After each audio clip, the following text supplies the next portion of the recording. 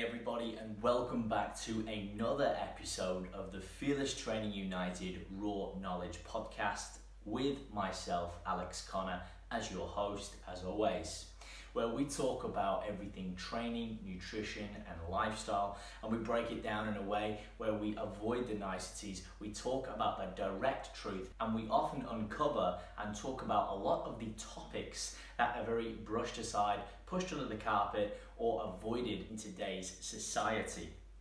And a couple of things before we kick off this one that I want to mention. If you've been tuning in now for a couple of episodes and you're listening to this via the podcast auditorially, or you're watching through YouTube, please give it a like, subscribe, and make sure to share the podcast if you believe it's going to benefit other people. If you found something very valuable yourself that you want to pass on, it helps the podcast grow. It helps us reach out and create an even more positive impact to the industry as well. And if you could spare a minute, leave us a rating and a review if you're watching this on iTunes, or a comment below on YouTube, and a subscribe. We'd really appreciate it as this channel grows, as we continue to provide sound knowledge to better help others improve their lifestyle as a whole in respect to training and nutrition. Okay, now my guest this week is Chris Mooney. Chris Mooney is someone that I reached out to just after my competition preparation period last year. I reached out because he inspired me with his other colleagues, Nathan and Richo, on their PT Performance podcast. They were talking about some basic notions and really stripping back to the bare bone basics of what makes a successful personal trainer. They covered a lot of topics from the ins and outs, which we'll cover today as well. But they were just very honest and really bringing a truth and supplying a demand which I feel that needs to be met more often. So from this, I reached out, and in the short period of time I've known Chris, he's been an absolute inspiration to myself as a mentor, as a friend, as a source of reliable and true knowledge within the industry. Additionally, Chris is the founder and coach of 51 Fit Fitness Industry Training, which we delve a little bit more deeply into within this podcast. Along with that, he's also a general manager at My Fitness Club in Broadbeach, where he's deeply entrenched in the day-to-day operations, and also coach and mentor to 12 successful personal trainers amongst the other professional staff that run the facility. As I mentioned earlier, he's the co-host of the PT Performance podcast, and he's also someone who has ran his own facilities and personal trained many others for many years. He provides online educational pathways for personal trainers who want to better their knowledge and enter the industry successfully, recently supplying the demand to help personal trainers grow their business within the commercial realms. His focus is on the basics of setting goals with a hard work ethic with a relation to excellence. Chris is driven by the purpose to influence real change from the inside out. And in this conversation, we dig into those topics a little bit deeper. We go over a lot of the ins and outs and all the basic common mistakes personal trainers are making within the industry. We also talk about the strategies of how to overcome them, how to implement them, how to become a better personal trainer, set a higher standard, and overall be a better human being. This is a great conversation for those of you who are new into the industry, and even those of you who are already in the industry and want to check your knowledge and better further improve your services and your standard. As always, you can find the relevant links to this podcast that we reference within in the show notes below. So without further ado, enjoy this podcast with myself and Chris Mooney.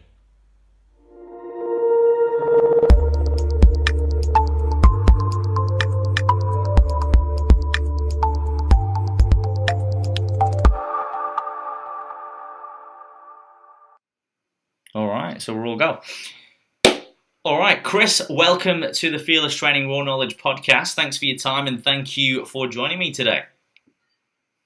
Oh, good, Alex. Thanks for having me on, mate. I'm looking forward to it. Mate, absolutely my pleasure. My pleasure indeed. Now, what I'm going to do is ask the first question, and with most of my guests, can you perhaps tell us, just for the people who don't know you, I want to go back to the beginning. So why is it you do what you do? What is it you do specifically? And maybe just give us a bit of an overview and a bio about yourself, and then we can sort of delve into more specific questions as we go. Sure. Okay. Well, Where do we start? So I guess as far as the fitness industry goes, I entered it in 2003 when I first got certified, my Cert 3 and Cert 4. I did that on the back of probably 7 or 8 years of strength and conditioning or strength training under a coach through my through football and sports, etc. Mm-hmm. We focused on powerlifting, and we just wanted to know a little bit more about how the body works. And obviously, as a young guy, I thought, man, this would be a good thing to get into at some stage. When did my certs, worked in a PT studio, a little private studio, relocated to Brisbane so I could get into a bigger gym. Mm-hmm. Did the commercial gym PT, and at the time, bit young, bit green, thought, this is not for me. It's Gen Pop. They don't have deadlifting platforms. They don't have squat racks. They didn't have anywhere for me to do what's become mainstream now. But this is in 2003. That kind of stuff was still underground. People weren't adding chains and bands to their bench dead or squat like you see now in every commercial gym. So I felt that I couldn't build the business I wanted to build at the time. Yeah. So I moved out of that and went looking for a facility. And as fortune favours the brave, I found one in Woolloongabba, and it was a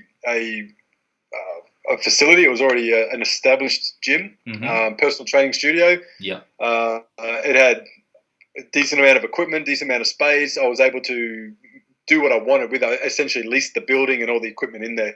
So that was my first business. I went in there thinking, I'm super passionate. I love training, and so far everybody, including myself and others around me that I've worked with and trained with, have all got significantly stronger, more athletic, and I just thought that was it. I just thought all I got to do is turn up, train these people, write them a program, print it out on my little printer, stick it in a folder, and they'll turn up, and I'm making I had a business. That's it. It's funny now. I look back and I found recently my worksheets and my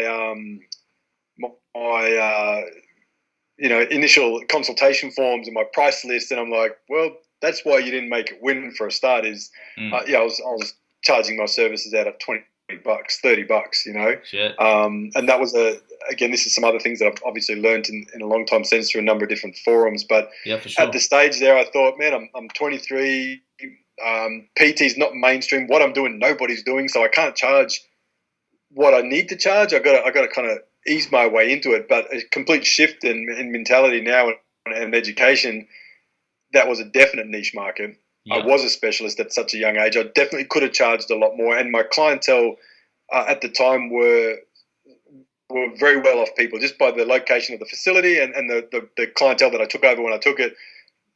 We're talking mid to high six-figure earners were my clientele. Wow. But I was offering my services at $20 to $40 a session, and that was a bit of naivety and being a bit green at the time. So anyway, I had some concerns with the landlord and with the building and breakages and all this sort of thing, and we weren't sort of meeting in a common ground to improve it to a state where I could run the business safely and successfully. Yep. So one of the trainers and I, we partnered up and we moved out and we started our second gym.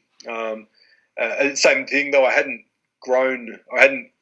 developed the things that I now know I needed at the time. So I was still in that mindset of no one really knows this kind of training, so I've got to start low. I'm still pretty inexperienced. I've got to keep it low. I didn't look into those things, but I ran a pretty decent back end, the administration side, and for a time that the internet was around, but obviously no social media. I was doing hand delivered mail jobs and knocking on doors and hanging out in the cafes in inner city Brisbane to talk to people that looked like they'd walked nearby, so they'd be within walking distance of my facility. For sure.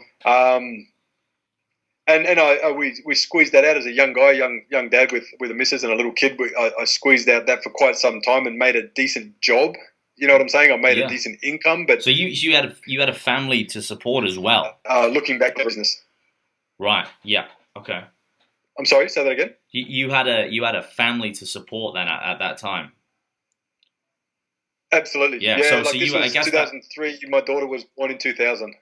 Yeah. No. So that would have been So you had would you say that added to your drive because you seem so motivated? Do you think that's something that helped you stay motivated, like knowing that it's not just you had to look after? 100%, because that was my meal ticket, right? And now again looking back, that was probably a mind shift that I was sort of banking too hard on one than the other. So I was looking at it as in, I need this to succeed because this is how I pay my rent at home. This is how I pay for food. There was no secondary income. Yeah.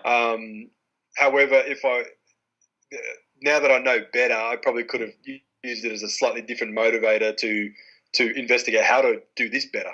You know what I'm saying? Rather than just look for more clients, I definitely could have maximized what I already had. Yeah. But it got me to a realization point where I'm like, well, what I need to learn, I'm not learning here, and I didn't feel I was able to while still running this place from 5 a.m. till 7 p.m. 5 days a week.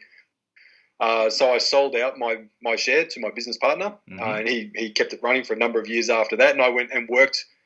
I went and looked for a position where I could earn and learn this sort of stuff. So I found myself back in the commercial gym that I'd started out as a club trainer, now as a membership consultant. I see. And within a couple of months, it was crystal clear what I was lacking in my role as a business owner, as a personal trainer, and that was lead generation, that was sales skills, that was referral drives, that was resilience, that was understanding that you've got to do 30 phone calls a day to try and reach 8 people, to have 6 of them have a conversation, to get 4 of them to make an appointment, to have 2 of them turn up, to get the opportunity to close 1. I see. Yeah, so that was like the numbers game thing. That was when it was like, oh, there is a strategy, there is a formula to this.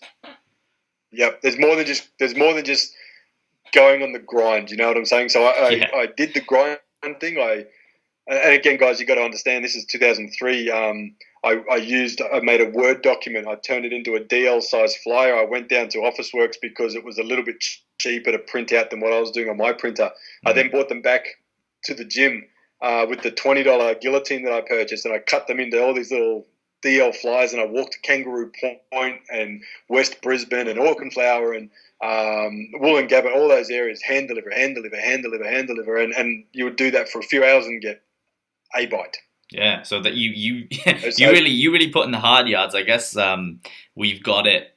I don't know if I'd say easy, but easier in terms of there was a lot more manual labor. It sounds back then. Put it this way: if you can approach today's technology and today's resources with that same hard work mentality, the success ratio is a lot higher. You're going to be a lot more successful.